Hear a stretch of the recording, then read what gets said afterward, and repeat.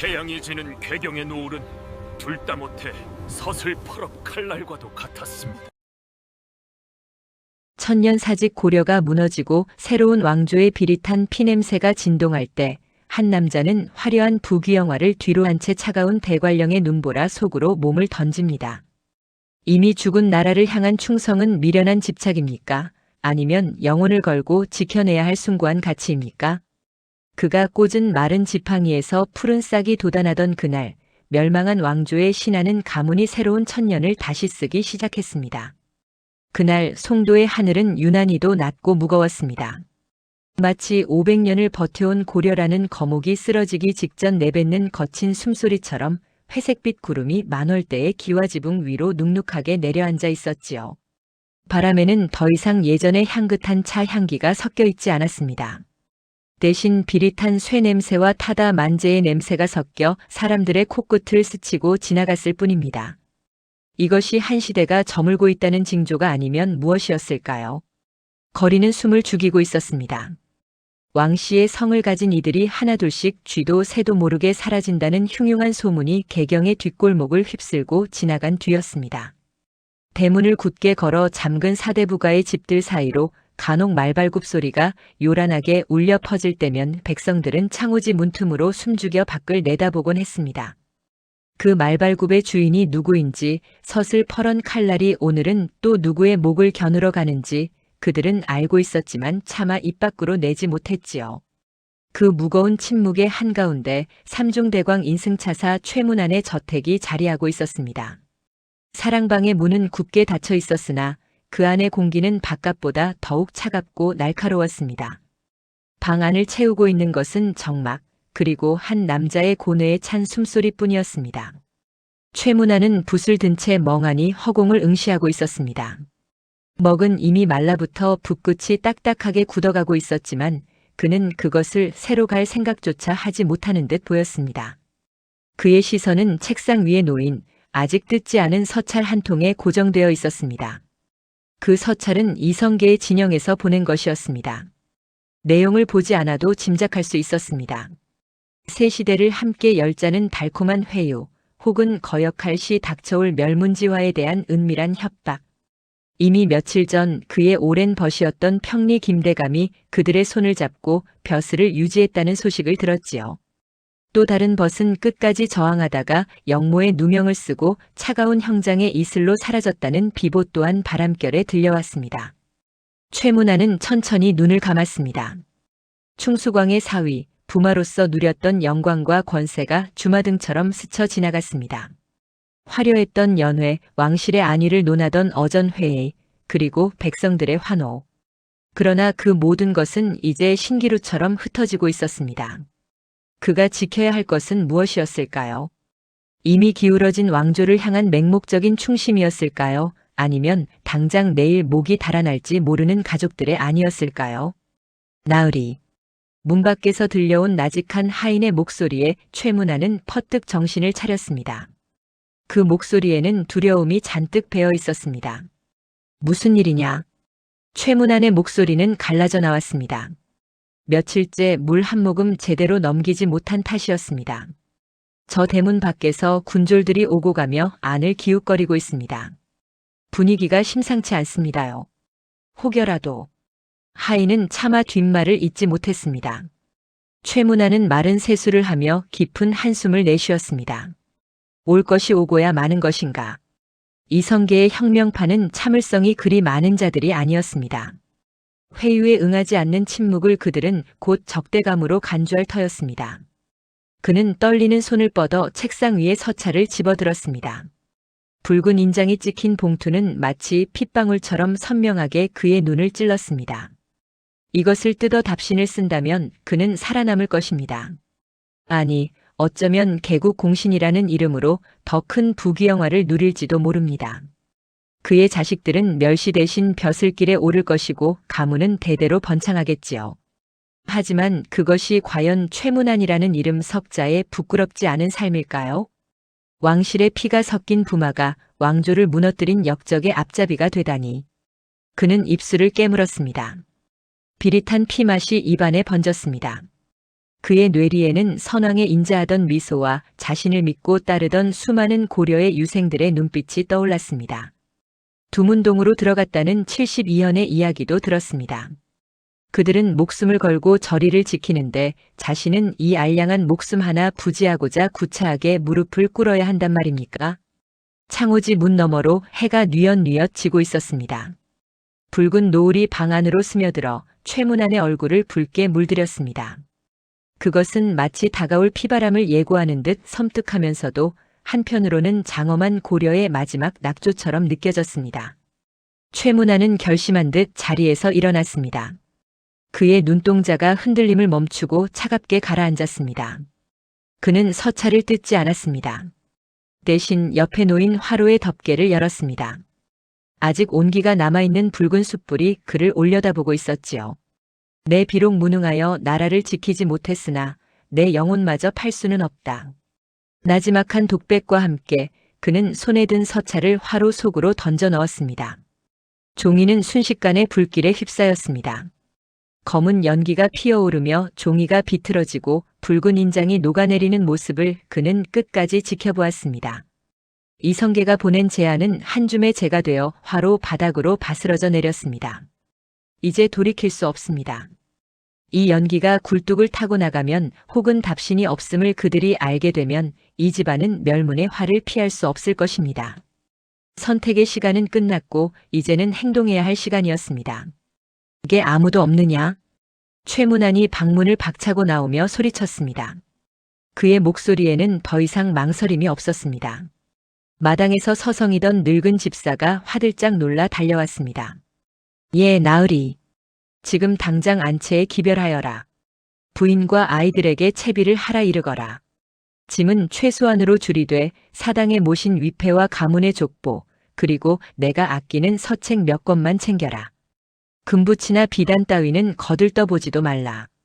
집사의 눈이 휘둥그레졌습니다. 나으리. 어디로 가시려 합니까? 지금 성문 밖은 검문이 삼엄하여 쥐새끼 한 마리도 빠져나가기 힘들다 하옵니다. 최문안은 굳게 닫힌 대문 쪽을 바라보았습니다. 어둠이 짙게 깔리기 시작한 개경의 하늘, 그 너머 어딘가에는 아직 이성계의 손길이 닿지 않은 땅이 있을 것이라 믿고 싶었습니다. 살기 위해 가는 것이 아니다. 사람답게 죽을 자리를 찾아가는 것이다. 서둘러라. 오늘 밤 자실을 넘기면 우리는 모두 송도의 귀신이 될 것이다. 집사는 주인의 서리빨 같은 호령에 눈물을 훔치며 안채로 달려갔습니다. 최문안은 마루에 서서 자신의 집을 둘러보았습니다. 기둥 하나 석가래 하나에 손때가 묻은 곳이었습니다. 할아버지가 심으셨다는 뜰 앞에 매화나무는 앙상한 가지만을 드러낸 채 바람에 흔들리고 있었지요. 이 집도 이 매화나무도 오늘이 마지막이겠구나. 가슴 한구석이 옥죄어 왔으나 그는 감상에 젖을 시간이 없었습니다. 그는 다시 방으로 들어가 벽에 걸린 장검을 집어들었습니다. 녹이 슬지 않도록 매일 닦아온 검날이 등불 아래서 서늘한 빛을 뿜어냈습니다. 문관으로 살았으나 마음만은 언제나 무인이었던 그의 마지막 자존심이었습니다. 그때였습니다. 쾅! 쾅! 쾅! 대문을 부서져라 두드리는 소리가 정막을 깼습니다. 거칠고 위협적인 소리였습니다. 안에 최 대감 계신가? 궁에서 파견 나온 별감이다. 문을 열어라. 고함을 치는 목소리는 이미 예의를 갖추지 않고 있었습니다. 최문안의 손이 검자루를 꽉 쥐었습니다. 생각보다 놈들의 방문이 빨랐습니다. 심장이 거세게 요동치기 시작했습니다. 안채에서는 아이들의 울음소리와 여인들의 비명소리가 희미하게 들려왔습니다. 아직 준비가 덜 되었는데 이대로 문을 열어준다면 모든 것이 끝장입니다. 최문안은 입술을 짓씹으며 마당으로 내려섰습니다. 그의 눈빛은 쫓기는 짐승의 것이 아니라 새끼를 지키려는 맹수의 그것처럼 형형하게 빛나고 있었습니다. 시간을 벌어야 한다. 그는 대문을 향해 천천히 그러나 당당한 걸음으로 걸어나갔습니다. 문 하나를 사이에 두고 떠오르는 권력의 살기와 저물어가는 충신의 결기가 팽팽하게 맞부딪히고 있었습니다. 과연 이 칠흑 같은 어둠을 뚫고 그들은 성문을 나설 수 있을까요? 운명의 수레바퀴는 이제 막 비탈길을 구르기 시작했습니다. 누구냐? 감히 어느 안전이라고 행패를 부리는 것이냐. 최문안의 호통이 벼락처럼 떨어지자 대문을 부수려던 거친 손길이 일순간 멈칫했습니다. 빗장을 풀지 않은 채 대문 틈으로 새어나오는 그의 기백은 비록 기울어가는 나라의 신하일지언정 왕실의 부마가 지닌 위엄 그 자체였지요. 문 밖의 군졸들은 잠시 웅성거렸습니다. 아무리 세상이 뒤집혔다 한들 삼중대광의 벼슬을 지낸 고위 관료의 집에 함부로 난입하는 것은 그들에게도 부담이었을 테니까요. 소인들은 그저 명을 받고 왔을 뿐입니다. 대감께서 서찰에 대한 답을 주지 않으시니 혹변이라도 생기신 게 아닌가 하여 군관인 듯한 자가 꼬리를 내리며 변명조로 답했습니다. 최문안은 그 틈을 놓치지 않았습니다. 내 이미 깊은 고민 끝에 마음을 정했다. 날이 밝는 대로 입궐하여 이성계 장군께 직접 내 뜻을 전할 것이니 너희는 물러가라. 내 집 마당에 흙발을 들이는 자는 누구든 내 검이 용서치 않을 것이다. 거짓이었습니다. 아니, 절반은 진심이었을까요? 그는 목숨을 걸고 거절의 뜻을 전할 작정이었으니까요. 단지 그 장소가 궁궐이 아닌 저 험준한 산맥 너머일 뿐이었습니다. 군관은 잠시 망설이는 기색이 역력했으나 감히 문을 부수고 들어오지는 못했습니다. 알겠습니다. 허나 저희도 빈손으로 돌아갈 수는 없으니 집 밖에서 대감의 안전을 지키겠습니다. 그것은 감시하겠다는 뜻이었습니다. 최문안은 문틈으로 멀어지는 횃불의 그림자를 확인하고는 급히 몸을 돌렸습니다. 등줄기를 타고 식은땀이 흘러내렸습니다. 시간을 번 것은 고작 반나절, 아니 어쩌면 한시진 남짓일지도 모릅니다. 그가 헐레벌떡 안채로 들어서자 이미 부인과 두 아들 그리고 몇몇 충직한 가솔들이 짐을 꾸려 기다리고 있었습니다. 부인의 눈가는 붉게 물들어 있었으나 왕실의 여인답게 흐트러짐 없는 자세로 남편을 맞이했습니다. 그녀의 품에는 비단 금침 대신 낡은 보자기에 쌓인 위패가 소중히 들려 있었지요. 나으리 정말 떠나는 것입니까? 정든 이 집을 아버님의 숨결이 서린 이 송도를 버리고 부인의 목소리가 가늘게 떨렸습니다. 최문안은 말없이 다가가 부인의 어깨를 감싸 안았습니다. 부인, 송도를 버리는 것이 아니요. 송도가 우리를 버린 것도 아니요. 다만 짐승의 굴이 되어버린 이곳에서 사람의 도리를 지킬 수 없기에 잠시 피하는 것뿐이요. 언젠가 때가 되면 이 위패를 다시 이곳에 모실 날이 올 것이요. 그는 자식들을 둘러보았습니다. 아직 영문을 모르는 어린 눈망울들이 불안하게 아버지를 올려다보고 있었습니다. 가슴이 미어지는 듯 했으나 최문안은 이를 악물었습니다. 가자. 뒷문으로 나갈 것이다. 소리를 내어서는 안 된다. 숨소리조차 죽여야 한다. 일행은 그림자처럼 움직였습니다. 화려했던 저택의 뒷문, 평소에는 하인들이나 드나들던 그 좁은 문이 오늘 밤 그들의 유일한 생명줄이 되었습니다. 삐그덕. 녹슨 경첩이 비명을 지르려 하자 최문안이 급히 문을 잡아 소리를 삼켰습니다. 그는 먼저 고개를 내밀어 골목을 살폈습니다. 다행히 감시병들은 정문에 집중되어 있었습니다. 어둠이 짙게 깔린 개경의 뒷골목은 미로와도 같았습니다. 최문안은 앞장서서 길을 텄고 그 뒤를 가솔들이 바짝 따랐습니다. 멀리서 개 짖는 소리가 들려올 때마다 일행은 담벼락에 몸을 바짝 붙이고 숨을 죽여야 했습니다. 밤하늘의 달조차 구름 뒤로 숨어버린 그날 밤 그들은 마치 죄인처럼 자신들이 나고 자란 땅을 몰래 빠져나가고 있었습니다. 그들의 목적지는 성의 동쪽 수문 근처에 있는 작은 앞문이었습니다.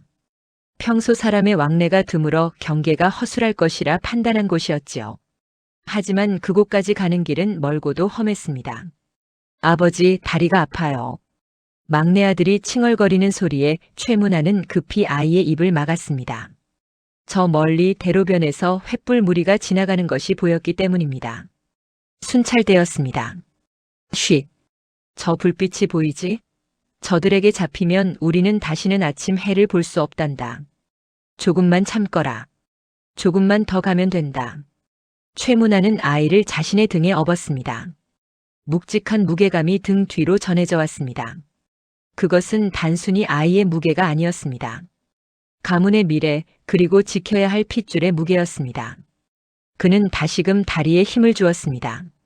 얼마나 걸었을까요? 드디어 성곽의 거무튀튀한 윤곽이 눈앞에 나타났습니다.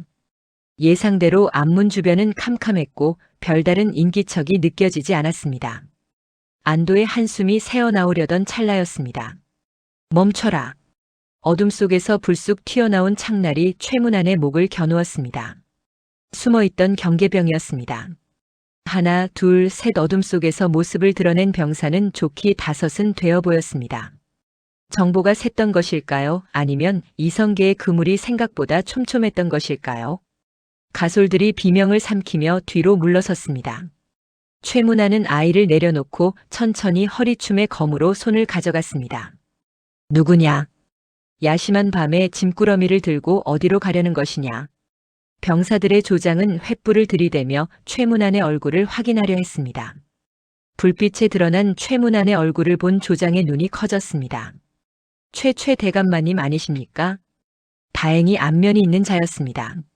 예전에 최문안이 병부의 일을 볼 때 몇 번 마주친 적 있는 하급 무관이었습니다. 박 부장인가? 자네가 이곳을 지키고 있었군.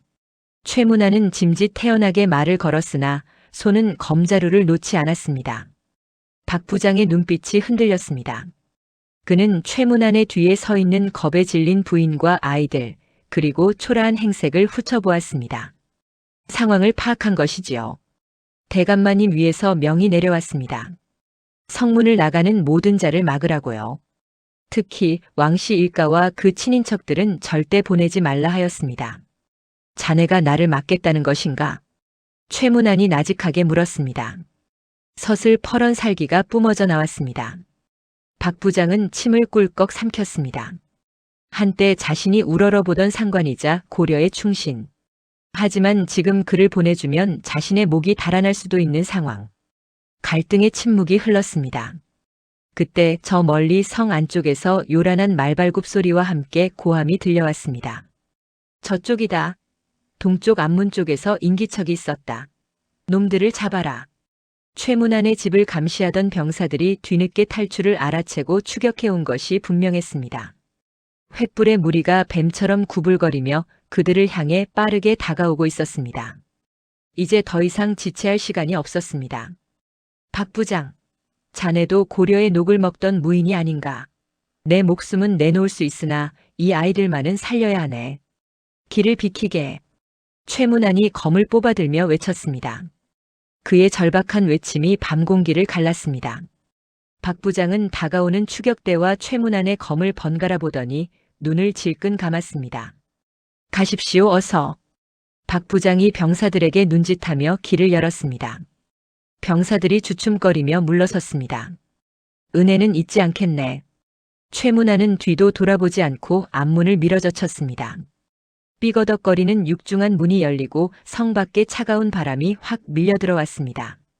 그것은 자유의 바람이자 동시에 고난의 시작을 알리는 바람이었습니다.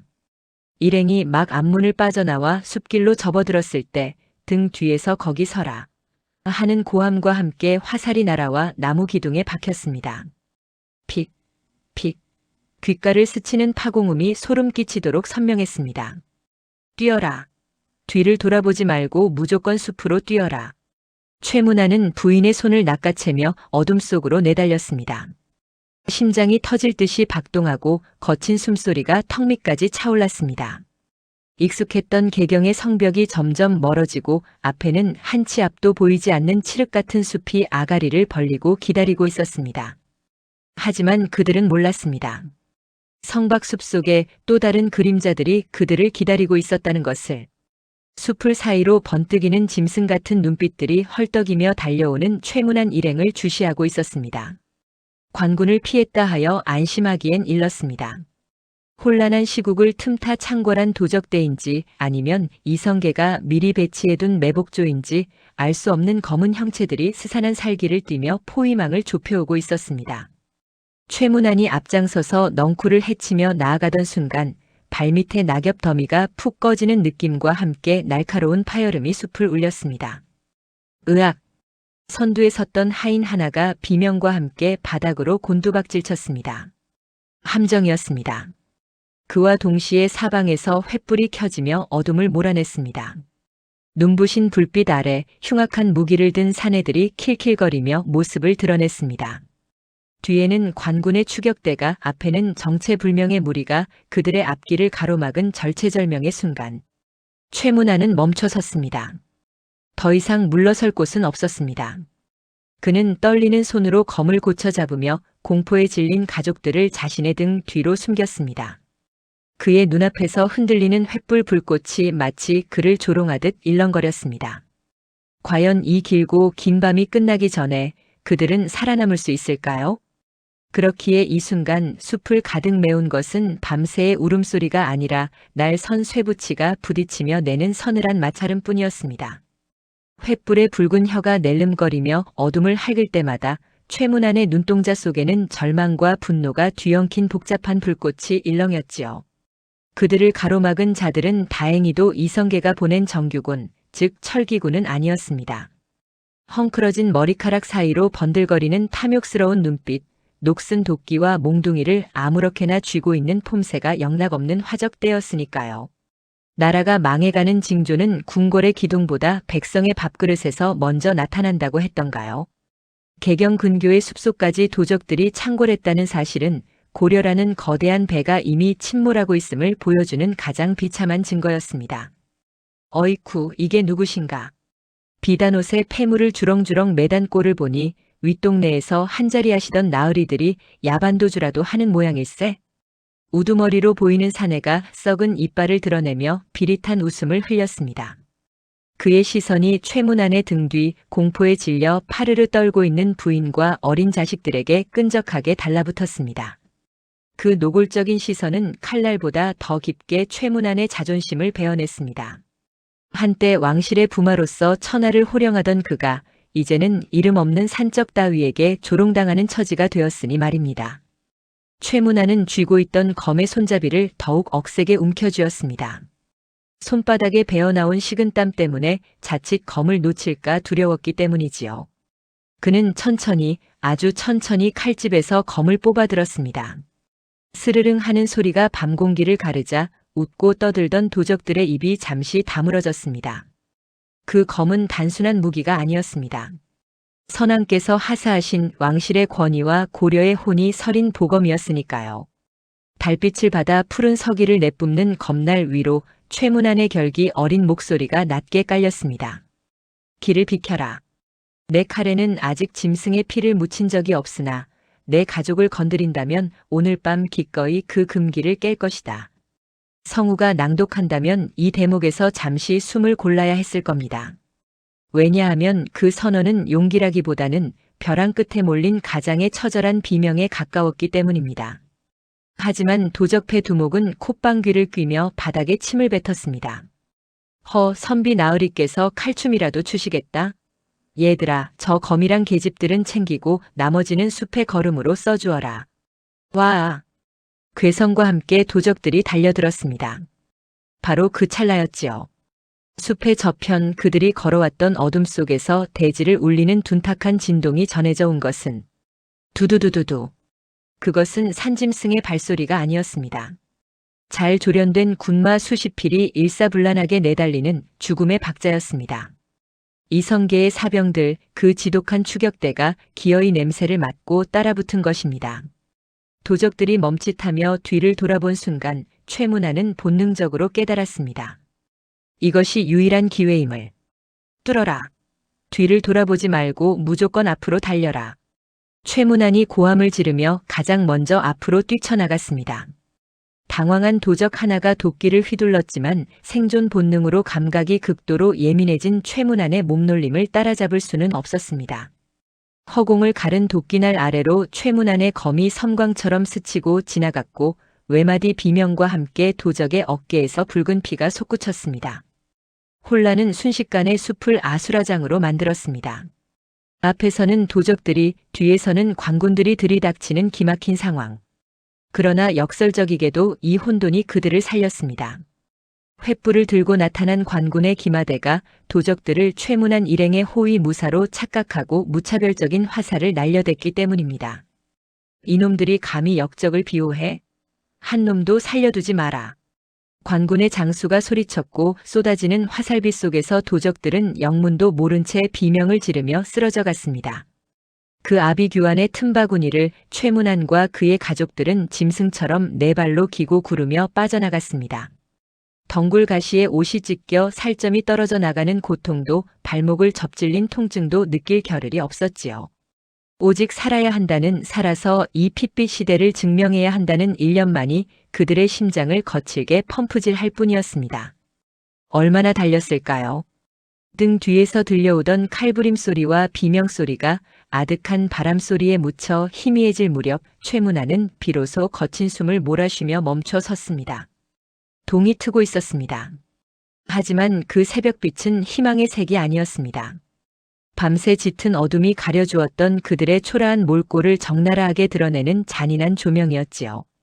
비단신은 진흙투성이가 되어 벗겨졌고 옥비녀가 꽂혀있던 부인의 머리카락은 산발이 되어 엉켜 있었습니다. 하인들은 뿔뿔이 흩어졌고 이제 남은 것은 최문안과 그의 아내, 그리고 어린 두 자식, 그리고 늙은 종 하나뿐이었습니다. 개경을 떠날 때만 해도 수레에 가득했던 가재도구와 식량은 도망치는 와중에 모두 버려졌습니다. 최문안의 손에 남은 것이라고는 피 묻은 검 한 자루와 품속에 간직한 고려 왕실의 족보, 그리고 허리춤에 매달린 작은 주머니 하나가 전부였습니다. 나으리, 이제 어디로 가야 합니까? 늙은 종이 흙투성이가 된 얼굴로 물었습니다. 그의 목소리는 물기 없이 바스라지고 있었습니다. 최문안은 대답 대신 고개를 들어 북쪽 하늘을 바라보았습니다. 멀리 송악산의 능선이 희미하게 보였습니다. 평생을 몸담았던 곳, 선왕의 은혜가 서린 곳, 그리고 이제는 다시는 돌아갈 수 없는 금지된 땅. 그는 씁쓸한 표정으로 시선을 돌려 동쪽을 응시했습니다. 첩첩산중. 겹겹이 쌓인 산들이 검푸른 파도처럼 끝도 없이 펼쳐져 있었습니다. 강릉. 그곳은 관동의 험지이자 대관령이라는 거대한 장벽이 가로막고 있는 고립된 땅이었습니다. 하지만 그렇기에 이성계의 섯을 펄은 칼날이 쉽사리 닿지 못할 유일한 도피처이기도 했지요. 동쪽이다. 해가 뜨는 쪽으로 간다. 최문안의 목소리는 갈라져 있었지만 눈빛만은 형형하게 빛나고 있었습니다. 하지만 그 결심이 무색하게도 현실은 차가운 족쇄처럼 그들의 발목을 조여오고 있었습니다.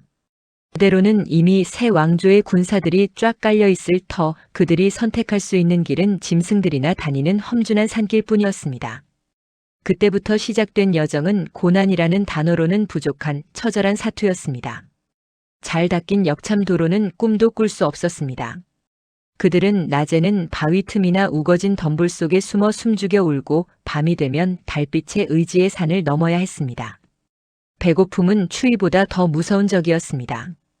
가져온 비상식량인 말린 고기는 사흘 만에 동이 났고 아이들은 칭얼거릴 힘조차 없어 어미의 품에 안겨 축 늘어져 있었습니다. 보시오. 저기 마을이 보입니다.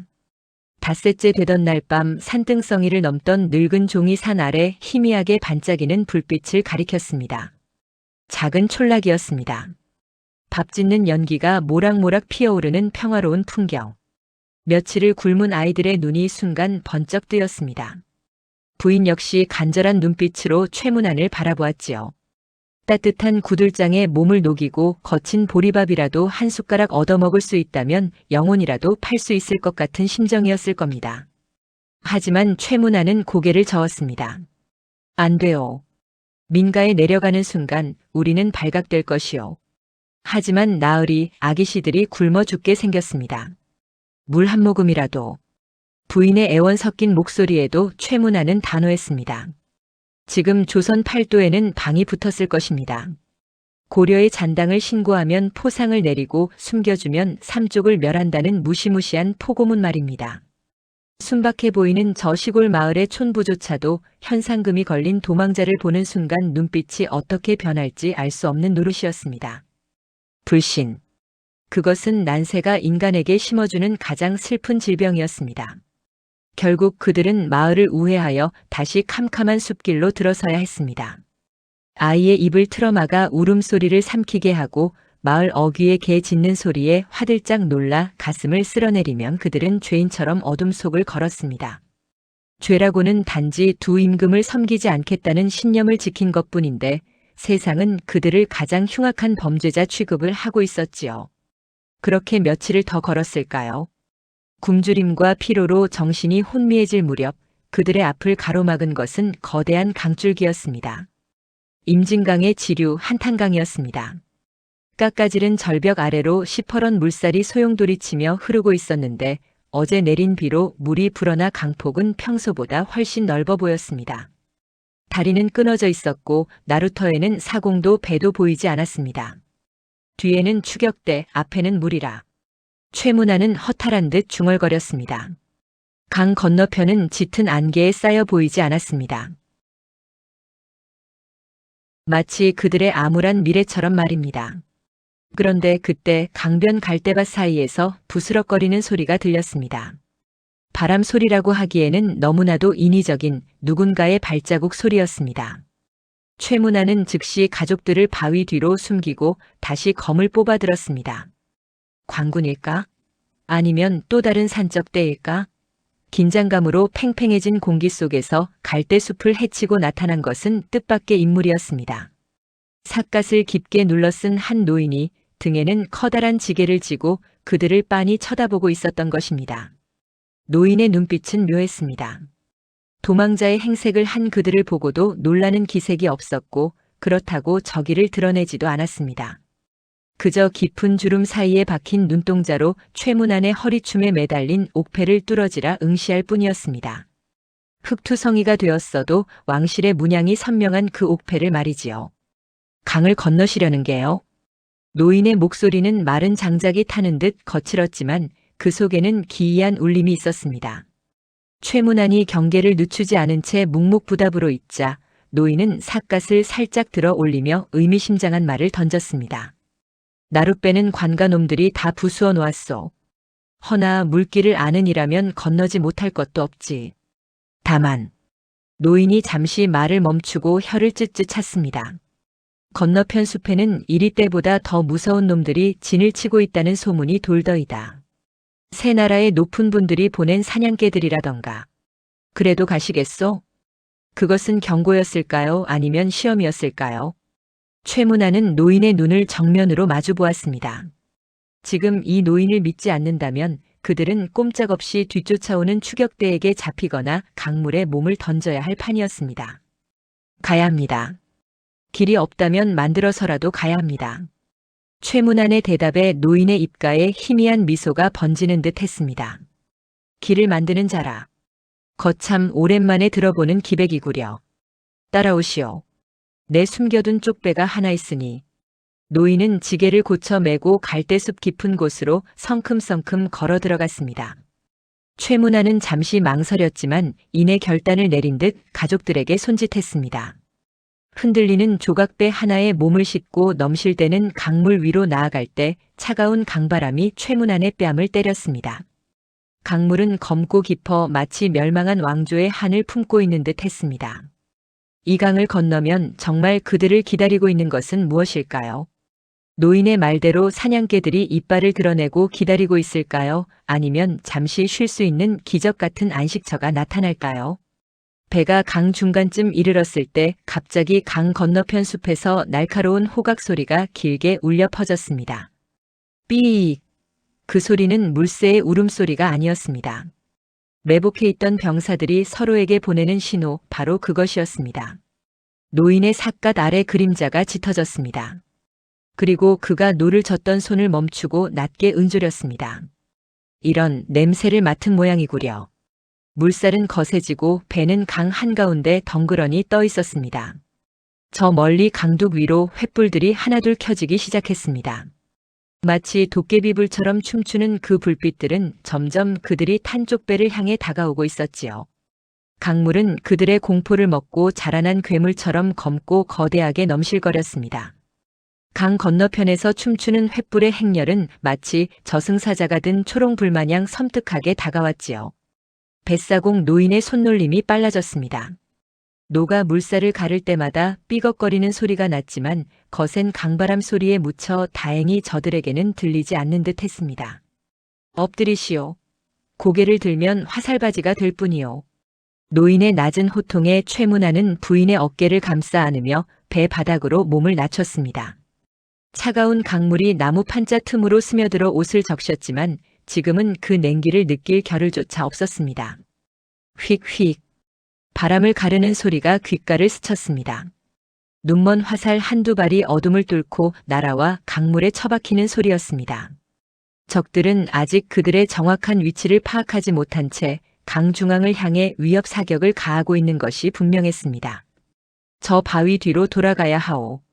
물살이 거세지만 그 길만이 살 길이지. 노인은 뱃머리를 급격하게 돌렸습니다. 순조로운 물길을 버리고 거품이 하얗게 부서지는 급류 쪽으로 방향을 튼 것입니다. 배가 요동쳤습니다. 아이들이 비명을 지르려 하자 늙은 종이 황급히 그들의 입을 막았습니다. 배는 마치 롤러코스터처럼 파도 위를 위태롭게 넘나들었습니다. 횃불의 불빛이 닿지 않는 바위 그림자 속 그 칠흑 같은 어둠과 굉음 속으로 그들은 빨려 들어갔습니다. 얼마나 시간이 흘렀을까요? 배가 쿵 하는 소리와 함께 모래톱에 걸렸습니다. 관군들이 진을 치고 있던 나루터에서 한참을 떠내려온 하류의 외진 갈대밭이었습니다. 서두르시오. 놈들이 강을 수색하기 시작하면 이곳도 안전치 않소.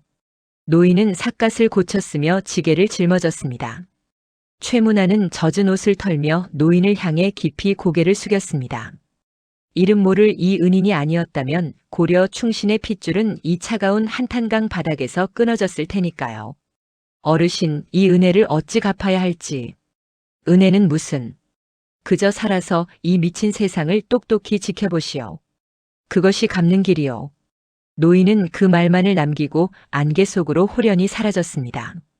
남겨진 것은 다시 최문환과 그의 가족들 뿐. 하지만 감상에 젖어 있을 시간이 없었습니다. 멀리서 들려오는 말발굽 소리가 다시금 그들의 심장을 조여오기 시작했으니까요. 최문환은 젖은 땅을 딛고 일어서며 주변을 살폈습니다. 이곳은 사방이 뚫린 평지였습니다. 무작정 달린다고 해서 기마대를 따돌릴 수 있는 곳이 아니었지요. 그는 잠시 눈을 감고 생각에 잠겼습니다. 이대로 동쪽으로 직진한다면 발이 느린 가족들을 데리고는 반나절도 못 가서 잡히고 말 것입니다. 추격대의 시선을 돌려야 했습니다. 그들의 눈을 속이고 판단을 흐리게 할 미끼가 필요했습니다. 그는 품속에서 비단으로 감싼 작은 꾸러미를 꺼냈습니다. 그것은 개경을 떠날 때 챙겨온 폐물 중 하나인 옥관자였습니다. 관리가 만건에 다는 장식품, 즉 그의 신분을 상징하는 물건이었지요. 그는 단호한 표정으로 늙은 종을 불렀습니다. 이것을 가지고 북쪽으로 난 길목 어귀에 떨어뜨려라. 그리고 덤불을 헤쳐 마치 여러 사람이 급하게 도망친 흔적을 만들어라. 나으리 그 귀한 것을. 목숨보다 귀한 것은 없다. 놈들은 우리가 함경도 쪽으로 가서 제기를 노린다고 생각할 것이다. 그 틈을 타 우리는 산을 탄다. 성우가 이 장면을 읽는다면 최문환의 목소리에 담긴 서늘한 지략과 비장함에 방점을 찍었을 겁니다. 늙은 종이 지시대로 흔적을 조작하러 간 사이 최문환은 가족들을 이끌고 반대 방향인 험준한 산비탈로 몸을 숨겼습니다. 그의 예상은 적중했습니다. 잠시 후 횃불을 든 기마대가 갈대밭을 들이닥쳤을 때 그들은 늙은 종이 남긴 가짜 흔적과 옥관자를 발견하고는 환호성을 질렀습니다. 이쪽이다. 놈들이 북쪽으로 튀었다. 함경도로 넘어가기 전에 잡아야 한다. 말발굽 소리가 요란하게 북쪽으로 멀어져 갔습니다. 숲속 덤불 밑에 숨죽이고 있던 최문환 일행은 그제야 긴 숨을 토해낼 수 있었지요. 하지만 그것은 잠시의 유예일 뿐 완전한 탈출은 아니었습니다. 이제 그들 앞에는 인간의 추격보다 더 가혹한 자연의 시련이 기다리고 있었기 때문입니다. 동쪽으로, 더 동쪽으로. 그들의 여정은 이제 평지를 버리고 하늘과 맞닿은 길로 접어들었습니다. 태백산맥의 험준한 줄기가 그 위용을 드러내기 시작한 것입니다. 잘 닦인 길은 끊긴 지 오래였고 사람의 발길이 닿지 않은 원시림이 그들을 가로막았습니다. 나뭇가지는 회초리처럼 그들의 얼굴을 때렸고 날카로운 돌부리는 집신을 뚫고 발바닥을 찔러댔습니다. 부인의 고운 손은 흙투성이가 되어 손톱이 깨졌고 아이들은 울다 지쳐 걷는 법조차 잊은 듯 비틀거렸습니다. 배고픔은 이제 통증을 넘어 마비 증세로 다가왔습니다. 칡뿌리를 캐고 나무 껍질을 벗겨 씹으며 그들은 짐승처럼 산을 탔습니다. 그렇게 보름이 지났을까요? 아니면 한 달이 지났을까요? 시간의 감각조차 무뎌질 무렵 그들은 거대한 산맥의 입구에 당도했습니다. 횡성을 지나 마침내 마주한 곳, 바로 대관령의 초입이었습니다. 그날의 날씨는 유난히도 스산했습니다. 하늘은 잿빛 구름으로 가득 차 있었고 산 정상에서 불어오는 바람에는 날 선 얼음 조각 같은 냉기가 서려 있었습니다. 마을 어귀의 주막, 다 쓰러져가는 초가집 툇마루에 앉아있던 촌로가 그들의 행색을 보고는 혀를 찼습니다. 쯧쯧. 이 늦가을에 저 고개를 넘겠다고. 미친 짓이야, 미친 짓. 저기는 귀신도 울고 넘는다는 대관령이여. 최문화는 흐릿한 눈으로 앞을 바라보았습니다. 눈앞에 펼쳐진 것은 산이 아니라 거대한 벽이었습니다. 구름을 뚫고 솟아오른 봉우리들은 인간의 접근을 거부하듯 위압적이었고 골짜기마다 짙은 안개가 따리를 틀고 있었습니다. 사람들은 저 고개를 99굽이라 불렀습니다. 한 굽이를 돌 때마다 눈물이 나고 또 한 굽이를 돌 때마다 한숨이 나온다는 죽음의 고개. 돌아가야 합니다. 나으리 제발. 부인이 털썩 주저앉으며 오열했습니다. 그녀의 시선은 퉁퉁 부어 터진 아이들의 발을 향해 있었습니다. 더 이상은 무리였습니다. 여기서 한 발자국만 더 떼면 모두 죽을 것만 같은 공포가 엄습했습니다. 하지만 최문화는 뒤를 돌아볼 수 없었습니다. 그들이 지나온 길에는 이미 현상 수배가 깔렸고 며칠 전 흘려보낸 거짓 정보의 약발도 다해가고 있을 터였습니다. 돌아가는 길은 곧 죽음이요. 남은 길은 오직 저 하늘에 닿을 듯 높은 고개뿐이었습니다. 일어나시오 부인. 여기서 멈추면 우리는 역적의 시신이 될 뿐이지만 저 고개를 넘으면 새로운 땅의 주인이 될 것이요. 최문안이 부인의 겨드랑이를 잡아 일으키려던 순간이었습니다. 후웅. 마치 거인의 날숨 같은 굉음과 함께 산 정상에서 맹렬한 돌풍이 불어닥쳤습니다. 주변의 나무들이 비명을 지르며 허리가 휘어졌고 바닥에 돌멩이들이 날아다닐 정도의 강풍이었습니다. 그리고 그 바람 끝에 섞여 있는 하얀 가루. 눈이었습니다. 아직 본격적인 겨울이 오기도 전인데 대관령의 신은 벌써부터 하얀 재앙을 뿌리기 시작한 것입니다. 한 송이, 두 송이 흩날리던 눈발은 순식간에 시야를 가리는 눈보라로 변해갔습니다. 하늘도 우리를 버리시는가. 늙은 종이 절망적인 목소리로 중얼거렸습니다.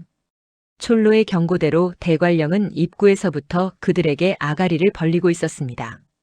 식량은 바닥났고 옷은 혹겹인데 눈보라가 몰아치는 해발 800m의 고지를 넘어야 하는 상황. 최문화는 이를 악물었습니다. 턱 근육이 붉어지고 핏발 선 눈동자가 산 정상을 노려보았습니다. 그의 손은 무의식적으로 허리춤의 검자루를 꽉 움켜쥐었습니다. 이 거대한 자연의 벽 앞에서 인간의 의지가 얼마나 보잘것없는지 뼈저리게 느끼면서도 그는 물러설 수 없었습니다. 가자. 눈이 쌓여 길이 지워지기 전에 한 걸음이라도 더 가야 한다. 그가 앞장서서 눈보라 속으로 발을 내디뎠습니다. 그의 등 뒤로 휘몰아치는 바람소리는 마치 고려가 멸망하던 날 개경의 궁궐을 태우던 불길 소리처럼 혹은 그들을 쫓는 수천 기마대의 말발굽 소리처럼 귓가를 때렸습니다. 한치 앞도 보이지 않는 백색의 지옥. 과연 그들은 이 험준한 산맥이 허락하지 않은 길을 뚫고 살아서 강릉 땅을 밟을 수 있을까요?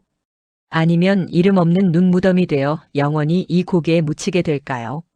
최문안의 거친 숨소리가 하얀 입김이 되어 허공으로 흩어졌습니다. 그리고 그 순간 눈보라 너머 어렴풋한 그림자 속에서 늑대의 울음소리인지 바람소리인지 모를 기이한 곡성이 들려오기 시작했습니다.